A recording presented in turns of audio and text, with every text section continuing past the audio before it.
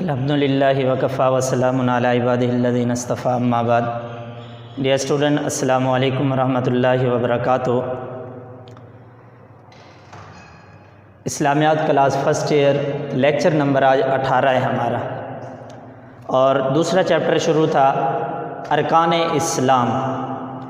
ہم نے کلمہ، نماز، روزہ 3 ٹاپک پر بات کر لی تھی. آج جو ہے ارکان اسلام میں سے زکوٰۃ پر ہم نے تفصیلی نوٹ لکھنا ہے، یعنی زکوٰۃ کا لغوی اصطلاحی معنی ہوگا، زکوٰۃ کی فرضیت و اہمیت قرآنی آیات سے بتائیں گے، زکوٰۃ کی فرضیت و اہمیت احادیث سے، اور زکوٰۃ کا نصاب کسے کہتے ہیں اس کے متعلق بتائیں گے. کچھ انفرادی اجتماعی فوائد بھی بتائیں گے. تو آئیے سٹارٹ کرتے ہیں. سب سے پہلے زکوٰۃ عربی زبان کا لفظ ہے. جیسے میں نے آپ کو پہلے بتایا تھا، نماز اور روزہ یہ دونوں الفاظ جو ہیں یہ فارسی زبان کے لفظ تھے، لیکن زکوٰۃ جو ہے یہ عربی زبان کا لفظ ہے. اس کا معنی پاکیزگی کے یا پاک کرنے کے، نشو و نما پانے کے، بڑھانے کے میں آتا ہے. کیونکہ یہ مال کو پاک کرنے والی ہے، اس لیے اسے زکوٰۃ کہا جاتا ہے.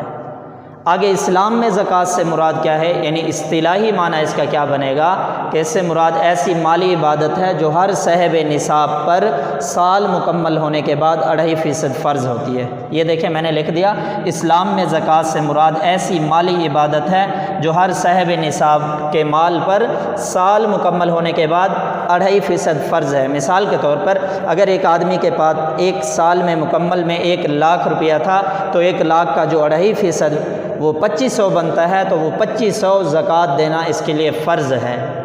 تو لغوی معنی اور اصطلاحی معنی ہو گیا. آگے ہم نے زکوٰۃ کی فرضیت اور اہمیت قرآنی آیات سے بتانی ہے. تو اس سے پہلے میں آپ کو بتا دوں، زکوٰۃ کی جو فرضیت ہوئی تھی 1 رمضان 2 ہجری میں ہوئی. 2 ہجری کے اندر زکوٰۃ فرض ہوئی تھی، لیکن فتح مکہ کے بعد غالباً اس کا مکمل طور پر جو نفاذ ہوا تھا 9 ہجری کے اندر ہوا تھا، کہ مکمل طور پر ان سے زکوٰۃ جو وصول کی جاتی تھی.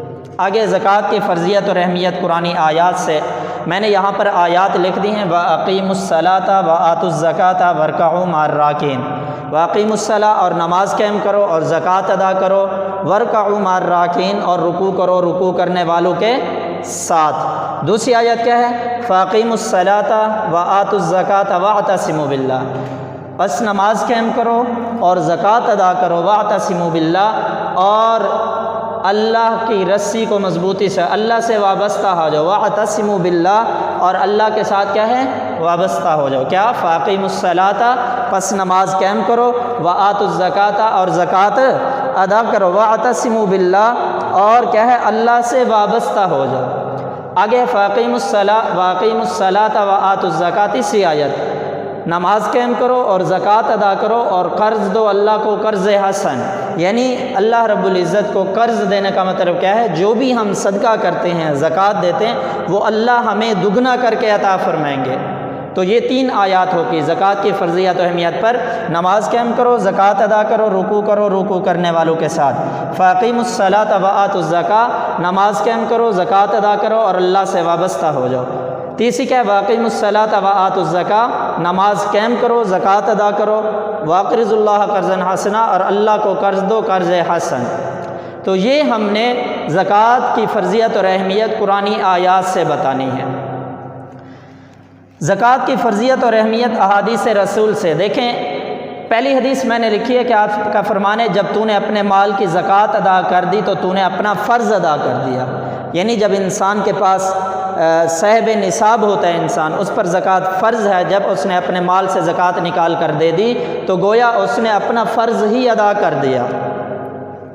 دوسری حدیث کے اندر ہے کہ حضرت جریر بن عبداللہ رضی اللہ تعالیٰ عنہ ہیں، وہ فرماتے ہیں میں نے حضور صلی اللہ علیہ وسلم سے نماز ادا کرنے، زکوٰۃ دینے اور مسلمان کا خیر خواہ بننے پر، خیر خواہ رہنے پر بیعت کی تھی. یعنی میں نماز بھی پابندی سے ادا کروں گا، زکوٰۃ بھی ادا کروں گا اور ہر مسلمان کا خیر خواہ ہوں گا. اس پر میں نے حضور صلی اللہ علیہ وسلم سے بیعت کی تھی. یا تیسری حدیث یہ دیکھ لیں کہ حضور علیہ السلام نے 2 عورتوں کے ہاتھ میں کنگن دیکھ کر آپ صلی اللہ علیہ وسلم نے فرمایا کیا آپ اپنی زکوٰۃ ادا کرتی ہو؟ انہوں نے کہا کہ نہیں یا رسول اللہ صلی اللہ علیہ وسلم. تو حضور صلی اللہ علیہ وسلم نے فرمایا کیا تم یہ پسند کرتی ہو کہ آپ کو جہنم کے یعنی آگ کے کنگن پہنائے جائیں، تو حضور صلی اللہ علیہ وسلم کا یہ فرمانے کا مقصد کیا ہے کہ اگر آپ صاحب نصاب ہیں تو آپ کو اپنے مال سے زکوٰۃ نکالنا واجب اور ضروری ہے۔ تو یہ قرآنی آیات بھی بتا دی اور احادیث رسول بھی بتا دی۔ 3 آیتیں بتائی، پہلی آیت بتائی تھی سورہ بقرہ سے، دوسری سورہ حج سے، اور تیسری جو ہے سورہ مزمل سے، اور 3 حدیثیں بتائی تھی کہ جب تو نے اپنے مال کی زکوٰۃ ادا کر دی تو نے اپنا فرض ادا کر دیا۔ اور دوسری حدیث حضرت جریر بن عبداللہ کی کہ وہ کہتے ہیں میں نے آپ صلی اللہ علیہ وسلم سے 3 چیزوں کی بیعت لی کہ نماز بھی ادا کروں گا، زکوٰۃ بھی ادا کروں گا، اور ہر مسلمان کا کیا ہے خیر خواہ رہوں گا۔ تیسری حدیث جو بیان کی 2 عورتوں والی کہ ان کے ہاتھوں میں کنگن تھے، حضور نے پوچھا کہ تم زکوٰۃ ادا کرتی ہو؟ تو انہوں نے کہا نہیں، تو آپ نے فرمایا کیا تم یہ پسند کرتی ہو تمہیں آگ کے کنگن پہنائے جائیں؟ تو یہ ہم نے احادیث قرآنی آیات سے اور احادیث رسول سے اس کی اہمیت واضح کر دی۔ آگے بتا دینا نصاب زکوٰۃ کسے کہتے ہیں۔ نصاب زکوٰۃ سے مراد مال کی وہ کم از کم مقدار ہوتی ہے جس میں زکوٰۃ واجب ہوتی ہے، اس سے کم مال پر واجب نہیں ہوتی۔ ان میں سے چند ایک یہاں پر میں نے تفصیل نہیں لکھنی کیونکہ ایک ٹاپک ہے اور مختصر ہے، تو اس کے اندر کیا ہے چند ایک چیزیں بتا دی ہیں جس کے اندر نصاب زکوٰۃ کب بنے گا کہ ان چیزوں کا جب انسان مالک ہوگا تب یہ نصاب ہوگا۔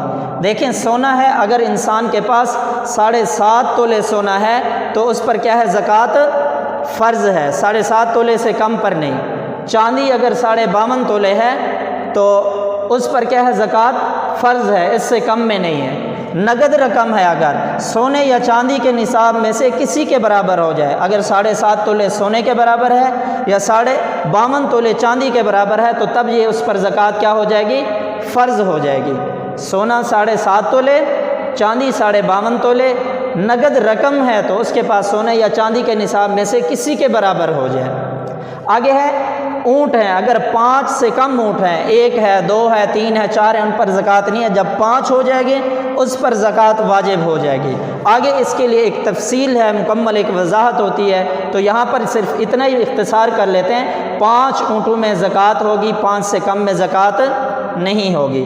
گائے ہیں یعنی بھینس ہے یا گائے وغیرہ ہیں آپ لوگوں کے پاس، تو آپ کیا کر سکتے ہیں 30 سے اگر کم ہے تو ان میں زکوٰۃ نہیں ہے، 30 سے زیادہ ہیں، 30 یا 30 سے زیادہ ہیں تو اس پر کیا ہے اس کے نصاب کے مطابق آپ کو زکوٰۃ دینی ہوگی۔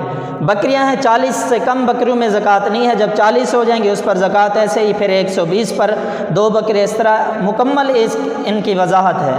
آگے سامان تجارت، جب سونے یا چاندی کے نصاب کے برابر قیمت ہو جائے، یعنی مختلف قسم کے ہم تجارت کرتے ہیں، ہمارے پاس مال تجارت ہے، مختلف قسم کا سامان ہے، وہ سونے اور چاندی میں سے کسی ایک کے برابر نصاب کے برابر ہو جائے تو ہم پر زکوٰۃ کیا ہو جائے گی اس وقت بھی زکوٰۃ فرض، یہ صاحب نصاب ہوگا، اس پر زکوٰۃ فرض ہوگی۔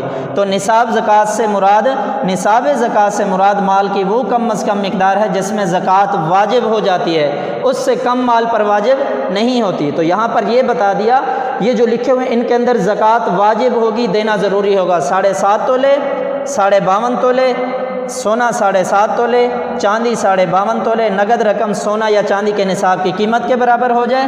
اونٹ 5 اونٹوں میں زکوٰۃ واجب ہے، فرض ہے۔ گائیں 30 گائیوں میں زکوٰۃ ہوگی، بکریاں 40 ہیں تو 40 میں زکوٰۃ ہوگی۔ سامان تجارت جب سونے یا چاندی ان میں سے کسی کے نصاب کے برابر ہو جائے تب زکوٰۃ فرض ہوگی۔ تو کیا ہے لغوی معنی بتا دیا، اسلام میں زکوٰۃ سے کیا مراد ہے تو وہ بھی بتا دیا، زکوٰۃ کی فرضیت و اہمیت قرآنی آیات سے، احادیث رسول بتا دی، اور نصاب زکوٰۃ کسے کہتے ہیں وہ بھی بتا دیا۔ آگے ہم نے بتانا ہے کہ زکوٰۃ کے معاشی فوائد کیا ہیں۔ زکوٰۃ کے معاشی فوائد کے اندر آپ دیکھیں غربت کا مسئلہ ہے، آپ اس غربت کے مسئلے کے اندر دولت کی عادلانہ تقسیم ہے، بے روزگاری کا خاتمہ ہے، گداگری کا خاتمہ ہے، جرائم کی روک تھام ہے، اسی طرح سود کا خاتمہ ہے۔ یہ کیا ہیں زکوٰۃ کے معاشی فوائد ہیں۔ تو ان میں سب سے پہلی کیا چیز ہے، زکوٰۃ کے معاشی فوائد میں سے زکوٰۃ کے معاشی فوائد غربت کا مسئلہ، یعنی اگر نظام زکوٰۃ رائج کیا جائے تو ملک سے کیا ہے غربت ختم ہو سکتی ہے، کیونکہ جب ان کے پاس ایک کچھ حد تک مال پہنچ جائے گا تو وہ غریب لوگ جو ہیں اپنا چھوٹا موٹا کاروبار شروع کر لیں گے۔ دولت کی عادلانہ تقسیم، یعنی امیروں اور غریبوں کے درمیان دولت جو ہوتی ہے وہ تقسیم ہوتی رہتی ہے، امیروں سے کچھ حصہ نکل کر غریبوں کے پاس آ جاتا ہے۔ آگے بے روزگاری کا علاج، آپ دیکھیں کتنے لوگ بے روزگار ہیں، اگر ہم اپنی زکوٰۃ نکالتے ہیں، زکوٰۃ نکال کر کسی آدمی کو دیتے ہیں، وہ اپنا چھوٹا سا کاروبار شروع کر دیتا ہے، جس کی وجہ سے اس کی بے روزگاری کا خاتمہ ہو سکتا ہے۔ آگے گداگری کا خاتمہ، اگر ہم صحیح طریقے سے اپنی زکوٰۃ کو نکالتے رہیں تو گداگری کا خاتمہ ہو سکتا ہے، یعنی یہ جو لوگ بہر پیسے مانگ رہے ہیں، اگر ان کے ہاتھ تک یہ پیسہ پہنچ جائے، اس سے ہمیں ان لوگوں سے کیا ہے، ہم چھٹکارا حاصل کر سکتے ہیں۔ جرائم کی روک تھام، یعنی جب انسان کے پاس کھانے پینے کے لیے، ضرورت کی چیزوں کے لیے کچھ نہیں ہوتا تو جرائم پیشہ کو اختیار کر لیتا ہے۔ اگر ہم زکوٰۃ نکال لیں گے، زکوٰۃ لے کر ان کو دے دیں گے تو لوگ جرائم پیشہ کو جو اختیار کیے ہیں ان کو ختم کر دیں گے، کیونکہ ان کی ضرورت کے مطابق ان کو مال مل جائے گا۔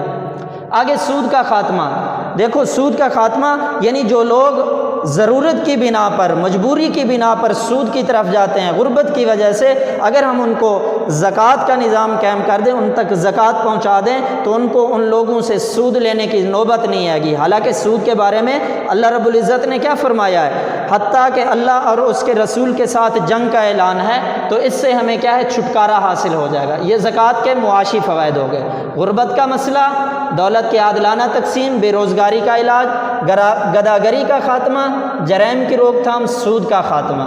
آگے انفرادی زندگی پر اثرات، مال کی پاکیزگی ہے، شکر نعمت ہے، فلاح اخروی کی امید ہے، رضا الہی کا حصول ہے۔ ان میں سب سے پہلی کیا چیز ہے، مال کی پاکیزگی۔ دیکھو جب ہم اللہ رب العزت نے ہمیں صاحب نصاب بنایا، ہمارے پاس مال ہے، تو ہم اپنے مال سے کیا کریں گے، زکوٰۃ نکالیں گے، جس سے ہمارا مال کیا ہو جائے گا، پاک ہو جائے گا۔ یعنی جب ہم اپنے مال سے فقراء اور مساکین کے لیے کچھ حصہ نکالتے ہیں، اپنی زکوٰۃ نکالی، زکوٰۃ کیونکہ فقراء اور مساکین ان پر لوگوں کو دی جائے گی، تو ان کی ضرورت کے لیے مال الگ ہو جائے گا۔ جو ہمارا مال ہے، یعنی اس میں سے جب زکوٰۃ ادا کر دی تو ہمارا باقی مال جو ہے پاک اور صاف ہو جائے گا۔ آگے شکر نعمت، یعنی انسان کو سب کچھ معلوم ہے، اس کے پاس جو کچھ بھی ہے وہ اللہ رب العزت کی عطا کردہ ہے، تو اس اللہ کی نعمت کے عطا کردہ پر وہ اللہ رب العزت کا کیا ہے، شکر گزار بندہ بنتا ہے۔ لئن شکرتم لازیدنکم، اگر تم شکر کرو گے اللہ اس میں مزید اور اضافہ فرما دیں گے۔ آگے کیا ہے، فلاح اخروی کی امید، یعنی دیکھیں انسان کے پاس جو کچھ بھی ہے، زکوٰۃ بھی نکال دیتا ہے، زکوٰۃ نکالنے کے بعد وہ اللہ رب العزت کی امید پر، آخرت پر یقین رکھتا ہے کہ میں نے جو فرضیت تھی وہ ادا کر دی، تو اس فرضیت کے ادا کرنے کے بعد اس کی آخرت کی نجات کا سبب بن جاتی ہے۔ آگے رضا الہی کا حصول، یعنی جو کام بھی کرنا ہے وہ اللہ رب العزت کی رضا کے لیے کرنا ہے۔ اس کے اندر انسان کو کیا کرنا چاہیے، یہ سب کچھ جو زکوٰۃ دے رہا ہے اس کے اندر انسان کو اللہ کی رضا حاصل ہونا چاہیے کہ جس کو بھی میں یہ دے رہا ہوں یہ صرف اللہ کی رضا کے لیے۔ یہ تو تھا مال کی پاکیزگی، شکر نعمت، فلاح اخروی کی امید، رضا الہی کا حصول۔ آگے اجتماعی زندگی پر اثرات کیا ہیں؟ اجتماعی زندگی پر اثرات میں سے آپ دیکھیں، اقتصادی بدحالی کا خاتمہ، دولت کی منصفانہ تقسیم، بے روزگاری کا خاتمہ، فلاح انسانیت۔ ان میں سب سے پہلے کیا ہے، اقتصادی بدحالی کا خاتمہ، کہ زکوٰۃ کے ذریعے چونکہ غریبوں کی معاونت ہوتی ہے، یعنی کہ ان کی ضرورت پوری ہوتی ہے، وہ اپنے قدموں پر کھڑے ہونے کے قابل ہوتے ہیں، اس طرح معاشرہ جو ہے اقتصادی بدحالی کا، معاشرے سے اقتصادی بدحالی کا خاتمہ ہو جاتا ہے۔ یعنی انسانوں کو جب معاونت ہوتی ہے، ہم زکوٰۃ نکال کر ان تک پہنچاتے تو ان کی ضرورت پوری ہوتی ہے، تو اس طرح اس کا خاتمہ ہو جائے۔ دولت کی منصفانہ تقسیم، یعنی امیر اور غریب کے درمیان وہ دولت مختلف طریقے سے کیا ہے، تقسیم ہوتی ہے، امیر اپنے حصے میں سے نکال کر غریبوں تک کیا